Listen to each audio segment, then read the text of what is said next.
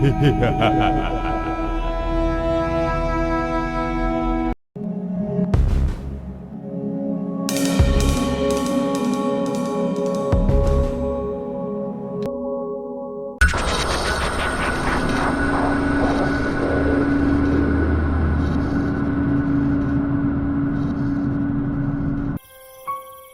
और नीलम दोनों बहन भाई एक ही कॉलेज में पढ़ते थे। लड़कों और लड़कियों का सेक्शन अलग अलग था। छुट्टी के वक्त हमज़ा उसको साथ लेकर ही हमेशा घर आता था। एक रोज़ नीलम को उसके भाई हमज़ा का पैगाम मिला, मेरी तबीयत ख़राब है, मैं घर जा रहा हूँ, तुम रक्षा लेकर घर आ जाना। जब नीलम की छुट्टी हुई तो उसने घर तक का रक्षा कर लिया। नीलम को वैसे तो रास्तों का इतना इल्म नहीं था, लेकिन रोज़ आने जाने की वजह से वो उस रास्ते से वाकिफ़ थी। रक्षा घर की तरफ रवा दवा था। अचानक रोड पर एक बोर्ड नज़र आया जिस पर तहरीर था कि तरक्याती काम जारी है, लिहाजा मतबादिल रास्ता अख्तियार करें। रक्षे वाले ने उससे कहा, अगर आप चाहें तो यहीं उतर जाएं, क्योंकि दूसरे रास्ते में हमें पुराने कब्रिस्तान से गुजर कर जाना होगा। नीलम ने उसको कहा, मैं यहाँ नहीं उतरूंगी, तुम कहीं से भी लेकर जाओ, बस मुझे घर ही छोड़ना। यह सुनकर रक्षे वाले ने दोबारा रक्षा स्टार्ट किया और कब्रिस्तान वाले रोड की तरफ डाल दिया। और फिर जैसे ही वो कब्रिस्तान में दाखिल हुए तो सारा माहौल ही बदल गया। जहाँ तक नज़र जाती थी कब्रें ही कब्रें थी। एक कच्चा रास्ता कब्रों के दरमियान से गुजरता हुआ दूर कहीं जा रहा था। नीलम के चेहरे पर खौफ के आसार थे। उसने कभी कब्रिस्तान नहीं देखा था। हालांकि दोपहर का वक्त था, फिर भी नीलम पर एक वहशत तारी थी। रक्षा अपनी मंजिल की तरफ रवा दवा था कि अचानक रक्षा जोरदार झटके खाने के बाद बंद होकर रुक गया। रक्षे वाले ने बहुत कोशिश की, लेकिन रक्षा दोबारा स्टार्ट नहीं हुआ।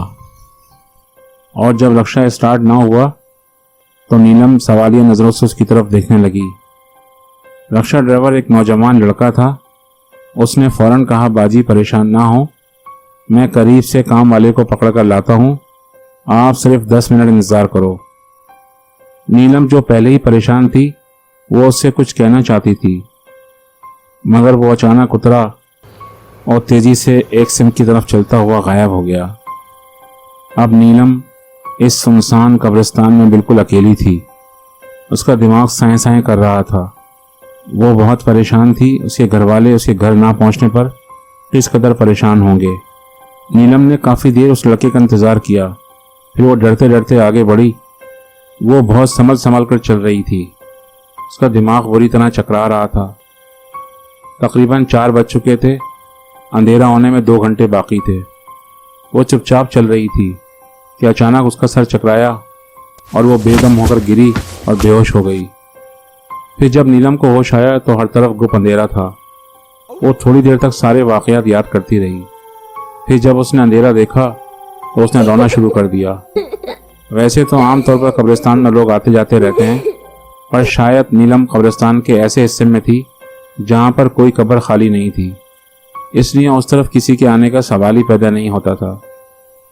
और फिर जब नीलम काफ़ी देर तक रो ली तो इसने हिम्मत करके उठकर चलना शुरू कर दिया। कब्रिस्तान में मुकम्मल अंधेरा था। उसने बैग से छोटी टॉर्च निकाली और फिर जब वो थोड़ा आगे आई तो अचानक उसका पैर किसी गड्ढे में फंस गया। और फिर जब उसने टॉर्च मारी तो उसकी चीख निकल गई। वो गड्ढा नहीं, एक टूटी हुई कब्र थी जिसमें एक हड्डियों का ढांचा झांक रहा था। वो चिल्लाती हुई आगे की तरफ भागी और फिर जब वो कब्रों से बचती हुई आगे आई तो दूर उसे एक रोशनी नजर आई। उसने अपनी रफ्तार तेज़ कर दी। फिर वो गिरती पड़ती उस रोशनी के करीब पहुंची तो उसने देखा वो एक छोटा सा मज़ार टाइप कमरा था।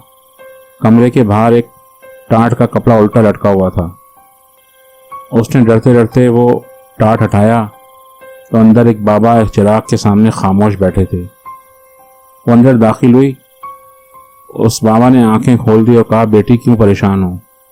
नीलम को बाबा की बात सुनकर कुछ हौसला हुआ तो उसने बाबा को बताया कि किस तरह वो रास्ता भटककर इस तरफ आ निकली है। फिर वो ये सब बता रही थी कि अचानक उसका पर्स नीचे गिरा। वो उठाने को झुकी तो उसके पर्स से सूरह यासीन निकलकर उसके हाथ में आ गई। वो हमेशा सूरह यासीन अपने पर्स में रखती थी। कि जैसे ही उसका रुख बाबा की तरफ हुआ तो अचानक बाबा चिल्लाने लगे, अंदर रखो इसको, अंदर रखो। फिर देखते ही देखते उस बाबा की शक्ल तब्दील हो गई।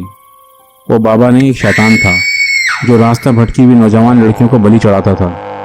फिर वो एक मकरूम हंसी हंसते हुए बोला, लड़की तू आई नहीं लाई गई है। नीलम समझ चुकी थी कि जब तक इसके हाथ में सूरह यासीन है यह शैतान उसका कुछ नहीं कर सकता।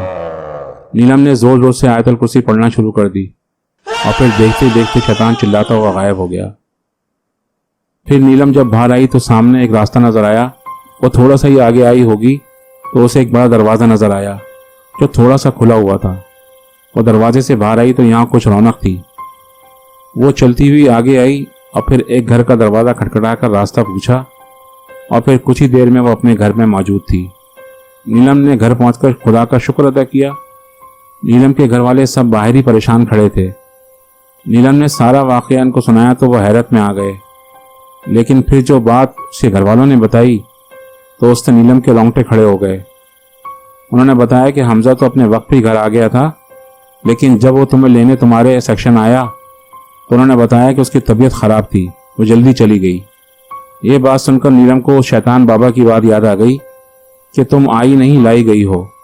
दोस्तों, इस वाक़े के बाद नीलम पुराने कब्रिस्तान से इस कदर खौफजदा हुई कि जब भी उसके सामने कब्रिस्तान का नाम लिया जाता तो वो सख्ती की कैफियत में आ जाती थी। दोस्तों, उम्मीद करता हूँ कि आपको ये कहानी भी पसंद आई होगी। ऐसी अच्छी अच्छी कहानियों के लिए हमारे चैनल को सब्सक्राइब करें और हमारी वीडियो को ज़्यादा से ज़्यादा शेयर करें। अल्लाह हाफिज़।